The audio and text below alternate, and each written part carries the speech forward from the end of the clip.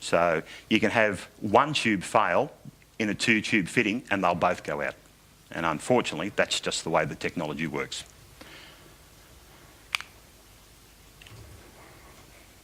Everybody right? So it's not trying to be a technical one, but from an AV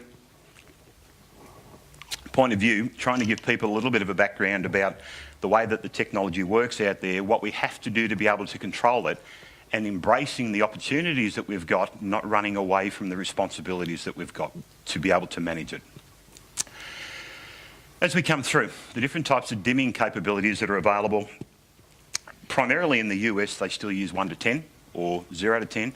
In Australia, we've very much adopted the digital technology capabilities.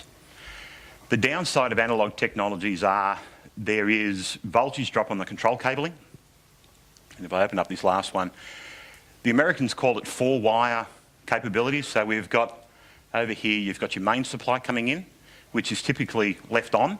And then we send a control supply into this side here, which gives us the dimming capabilities of the ballast. We'd call it 5 wires, because typically we've got an earth in all the stuff that we do as well.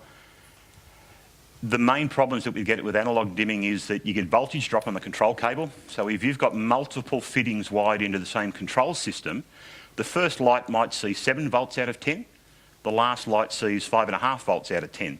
Because they're all individually referenced, the first light will be on at 70%, the last light's on at 55%, because they don't take into account the voltage drop down the line. And the second thing is, they are polarity conscious, because the wiring that's going into here is looking for a voltage above 0. If you wire it the other way, they just don't work. And it's really easy to muck up wiring connections as you go through. But the last one, and the biggest issue, is analogue control voltages are affected by noise. Because we're running in a hostile environment in a ceiling space where we've got mains cable, we've got air conditioning systems, and we're running parallel with everything else, you get induced voltages onto your control cable. Typically, control cables in this case are just switch wires. They're 2 active cables ran side by side. Because the tubes are now running at a high frequency, they're quick enough to follow the noise. So you'll actually see the tubes flick up and down as you've got noise induced onto the control cable. With the old technology of 1 to 10 volt, you can't dim a tube off. You can dim it down to 3, 4, 5%, but you can't turn it off. So you have to manage the power side as well, which makes it more complicated and more costly, because you've now got to have power management relays to be able to turn the power off to the ballast, and you've got to have an analogue control system to be able to dim it. In 0 to 10, as the 0 would reference, some of the newer ballasts that still do analogue dimming can be dimmed off, but that'll be on a ballast by ballast basis. Typically, when we get into a job, we don't have a lot of control over the way that the fittings have been done, who's specified the job, what type of lights are going in. We need to come up with a solution on how to make it work. Unfortunately, we'll go in with a technology that we think is going to work, and we get to the job at the end of the day and we finish up with issues that we can't solve. Typically, they are analogue ones. As we move into the digital side of things, everything gets better. The same control topology is used. We've still got active neutral earth. You've still got 2 control cables coming to it, but they're generally not affected by the length of the cables, providing the quality of the cable that you use is okay. They're definitely not affected by noise because it's a digital technology. They're not polarity sensitive, again, because it's digital. We're not looking at a reference voltage with something above or below ground. We're now looking at the data that's encrypted or carried on the control cables. So all of the issues that we had with analogue dimming go when you start to look at digital. The same grouping exists, the same topology exists, the same amount of cabling exists, but we don't have all the problems that the analogue information brought with us. Then we come up to the last one. Different ballast technologies were created to make use of the information that was available. DSI, Digital Serial Interface, is a proprietary technology developed by Tridonic Atco in Europe, has been around for a lot of years, very well respected, very easy to control, popular in Australia, almost never seen in the US, but is only manufactured by one ballast manufacturer.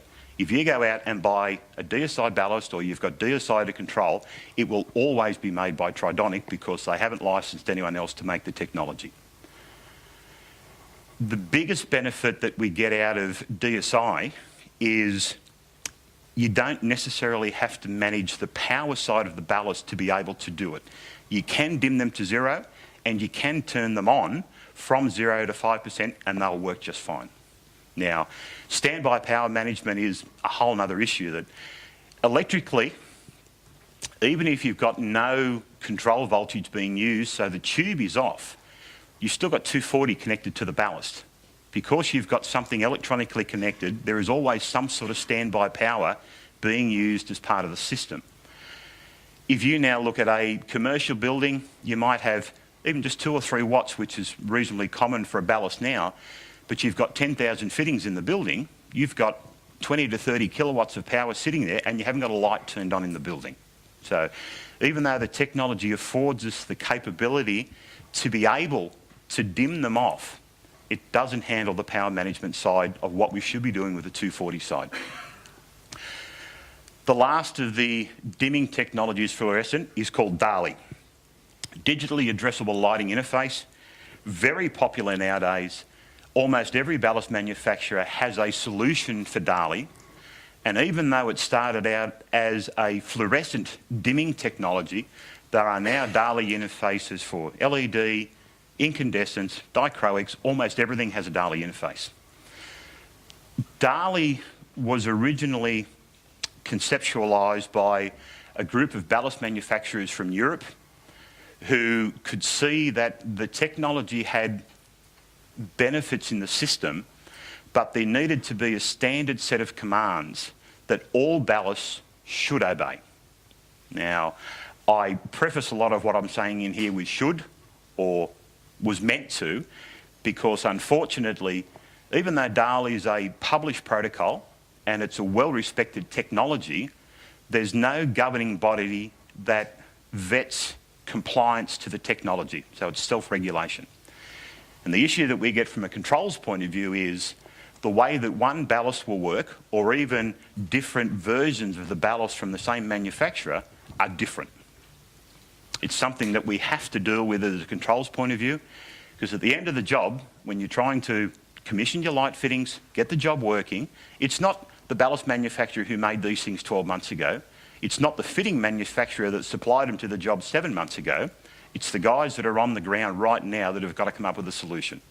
And unfortunately, the thing that lets DALI down as a technology is there's no one governing body that you have to send samples to say, look, we're going to do it this way, you test it. Yep, okay, that all works. We'll give you a tick. Here's your sticker to put on the side of the box, and off you go. The second... Just before you go on there, Joe, yep. you mentioned before about compact fluorescents. Right. We've got a lot of residential people in the room. What's the way forward for managing our CF lamps? Generally speaking, compact fluorescents don't get dimmed.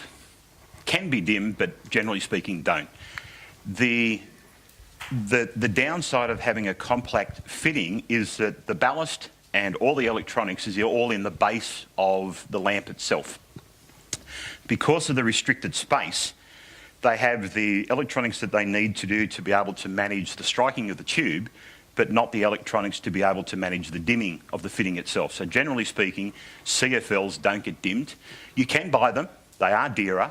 When you go to dim CFLs, 99 times out of 100, it'll be a leading edge dimmer that they use as technology. It's certainly the preference from the ballast manufacturers.